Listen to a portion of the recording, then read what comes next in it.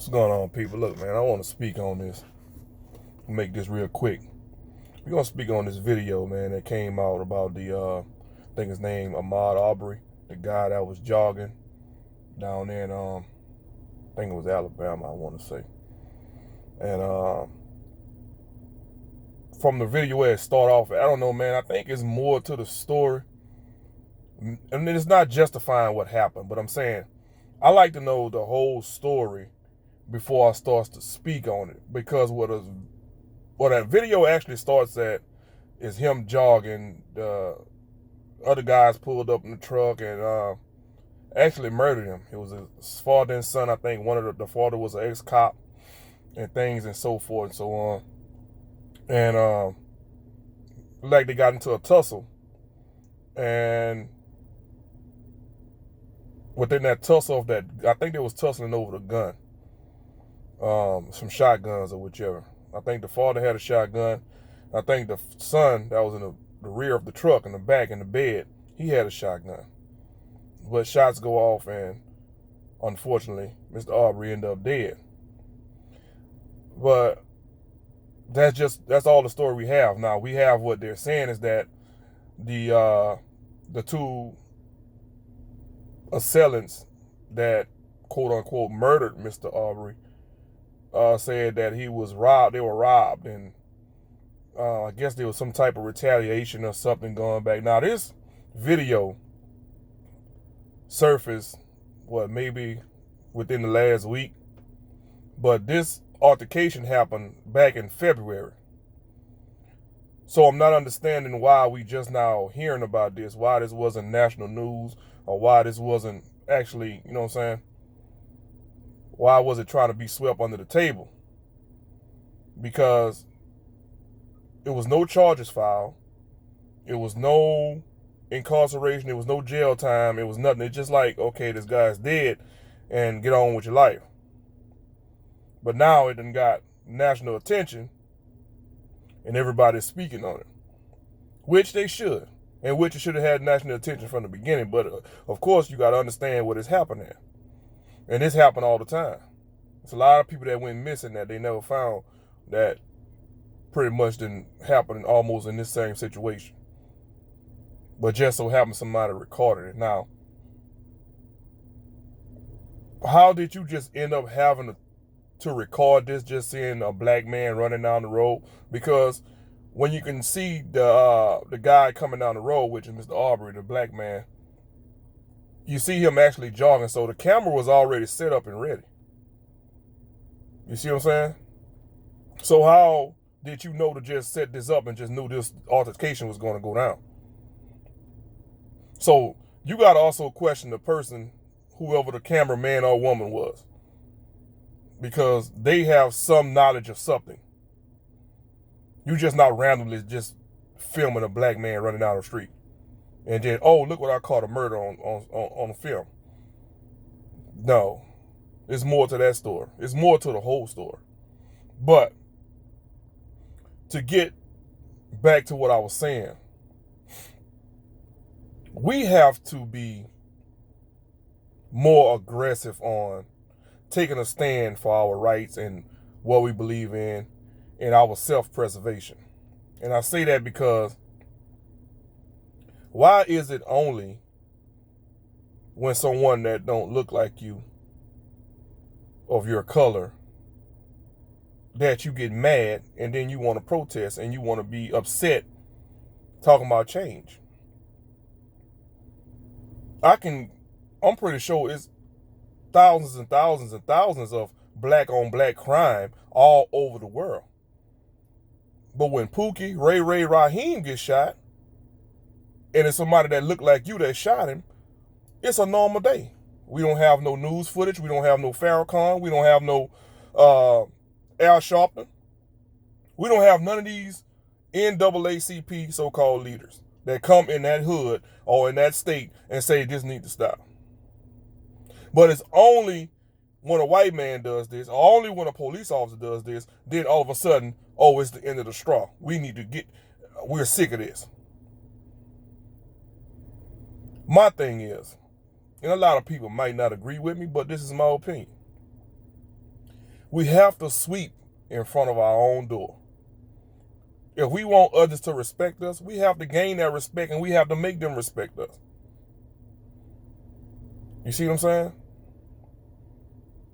We got to carry ourselves in a certain way to know that, hey, this is something that you can't do to me because my whole race is going to be behind me. We have no togetherness. We have nothing that's really keeping us together and bonded as a group, as a race that's protecting our kids and our females and things and so forth. We got a lot of these things that's glorifying all the violence, the drug dealing and things like this. And these kids are coming up looking at that. So I don't really agree with a rapper that's going on. And Richard, you can do what you want to do. It's your lifestyle. And you can, you know what I'm saying, it's the way you feed your family. And I know you're not going to stop your lifestyle and the way you make money for the betterment of others, but that is the problem. Hey, it's not me. It's almost hypocritical to me to say that I'm a rapper and I'm glorifying drug dealing and everything, and this is what the kids are following. This is what's creating these different types of people. But then come on here and say, well, this is what we need to do. What you mean we? You're not part of the solution. You're a part of the problem. And if you want to do these things, then at least have the audacity to say, okay, I'm going to reach back. I'm going to do outreach. I'm going to say this is what you shouldn't do. This is not the way to live. What I was portraying in my music and things like that, half of this shit ain't real. But you can't tell the people it's not real because then you could be looking like it's a fraud. You'll look at it as clout chasing. You'll look at in a different limelight. You're a fake. You see what I'm saying? So your hands are tied behind your back. And a lot of these record labels control you. You think they're going to get up there and let you allow you to go up there and tell your people how to do right? When a lot of their money come from a lot of the people that's look like me, that's doing wrong? All the jailhouses, all that shit is tied together with the rap music, it's one big pipeline. So if you work for me, it's almost like selling your soul. It don't have to be to a certain group. It don't have to be a part of a certain like brotherhood. You can just sell your soul as in, okay, I'm going to pay you some odd amount of dollars to rap this rap song, and I'm going to shoot this across the world to 5 million people. It's just like selling your soul. You got $500,000 or $1 million. Yeah, you got that, but look how many lives that you just messed up that you help other people, you know what I'm saying, profit off of. You looking at the 1 million and you looking at your lifestyle, you're looking at your family. You're not looking at the effect that it's taking on your race.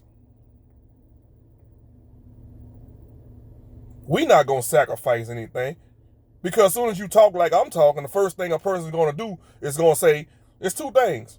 Well, what you doing? Or why are you not out there? Which they fail to understand, it's all about coming together. One person can't go out there. They're going to pick you off. You have power in numbers, which y'all failing to understand. And this is a wake-up call. People is not trying to be extra woke. And people are not just doing things to be like, hey, look at me, I got more sense than you. It's almost like motivation. Hey, man, come with me, man. Let's get together and let's do this. But you want one person to go out there so you can say, hey, there he was. He was out there. And they killed his ass. Told y'all. That's why I don't do it. You see what I'm saying? They overcome you with fear. Every leader that we done had that was making a change ended up dead, assassinated by the opposition. You know why? Because there's nobody that's coming behind him or her. They have no predecessors that's coming up there behind them that they have mentored that they can take the baton and continue to relay. Once they killed Malcolm X, it was over. Once they killed Dr. King, it was over. You see what I'm saying? Who's coming up behind that? Who's going to take the baton? We have to stop pointing a finger and say, what are you doing? Well, why? I ain't going to do it because you ain't doing it. Let's just come together and come up with an agreement and come up with a strategy of how we going to do it as a people.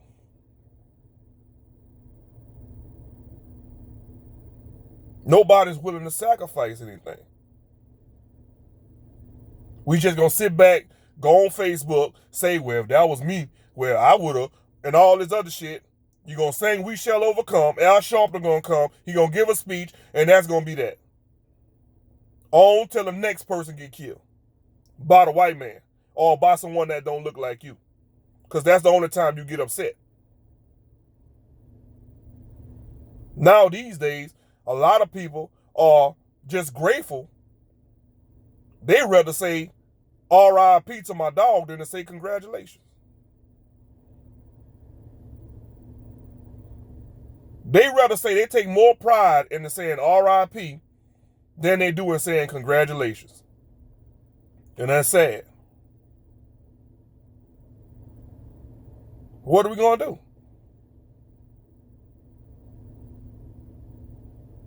But they got you cornered. You're not going to fight back. You're just going to talk. You're not going to do nothing. You're just going to walk and protest, like I said, and sing Amazing Grace and go in front of the courthouse for about 3-4 days, and then that's going to be that. It's going to die down. You don't think them people see the pattern? They're going to let you protest. They're going to let you do all what you're going to do. If you want to ride, you can ride, because guess what? You're only burning down your own shit. Now you done turned in a prospering community or city into the slums, into the ghetto. You think they're going to rebuild it? No. That's just another ghetto in the city. So you still lose. You ain't burning down their shit. You ain't going to their neighborhood and burn it down. Because through all the bullshit, you still respect them. In this weird-ass subliminal way, you still look at them as superior over you.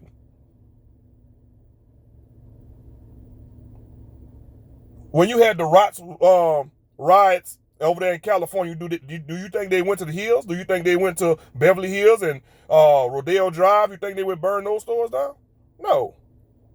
They burned Compton down. They burned Watts down. A place where you have to live. And turn that shit into a ghetto because now all the businesses is gone and there's no money there. You still lost.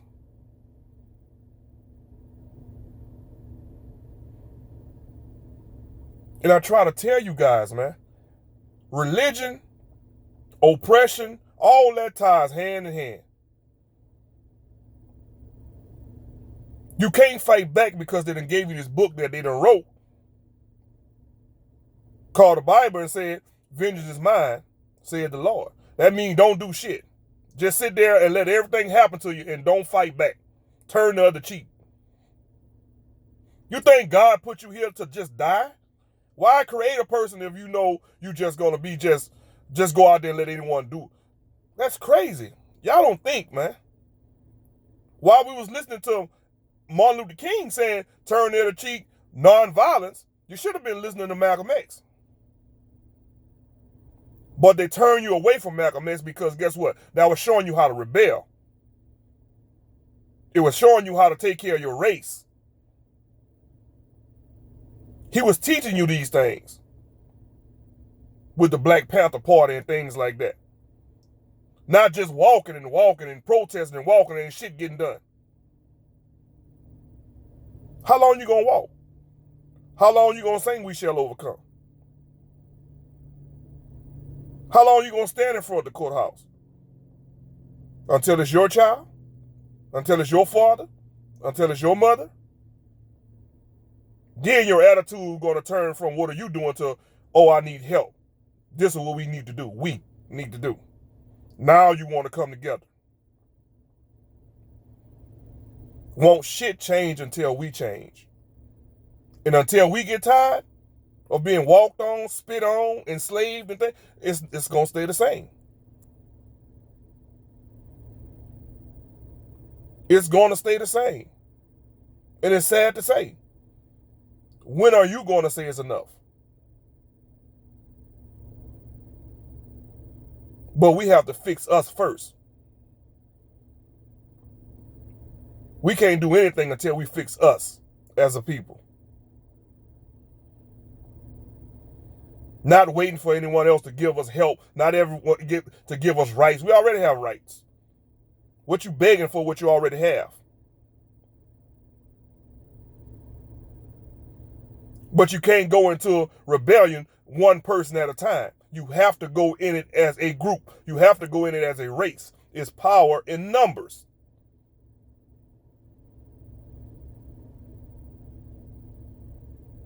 All these rappers that's making these millions and $1 million, so say, because a lot of them not. But if you got all these millions and billions of dollars, you can buy anything you want in that White House. How you think Eazy-E got to the White House when he made one contribution? And he got invited to the White House. You think they knew he was Eazy-E? No, they didn't know that. They didn't know who he was. But his contribution got him there. These politicians, that's all they do is buy rights. They buy things. They buy politics. I will give you $1 million if you put this to be voted on. I will contribute $1 million to this campaign if you do this for me. That's what they do all the time. So why, if you care so much about the black race and you coming on TV, instead of buying 14 billions in a goddamn $35 million house, buy something to change the race. Buy something that works for us.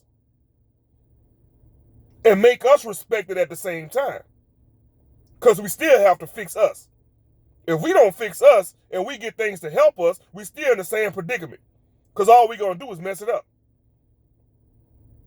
Our mindset, we've been programmed. It's hard to deprogram us now because guess what? The generation that's coming after us is just as bad as what we in now.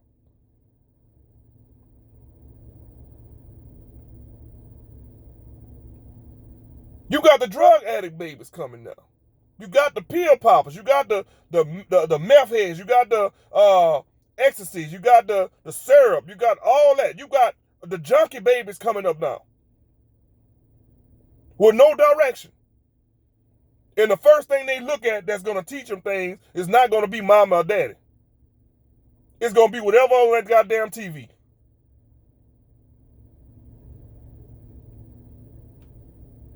Because now when you don't want to be bothered, the first thing you do is throw your child a goddamn tablet. Long as they leaving you alone. Long as they not calling your name. And that child going on that tablet and getting programmed with every goddamn thing under the sun.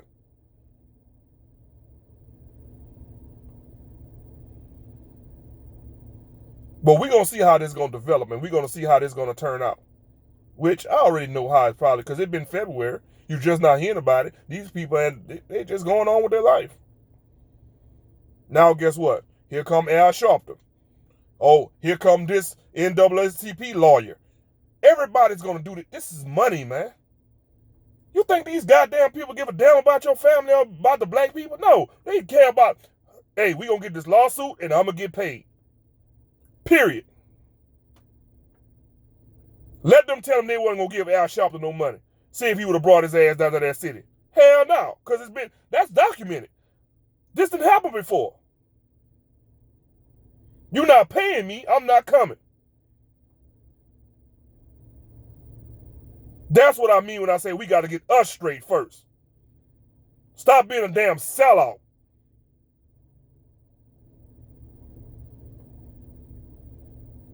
But we're going to check this out on part 2, man. We're going to see how this develops. Y'all be good.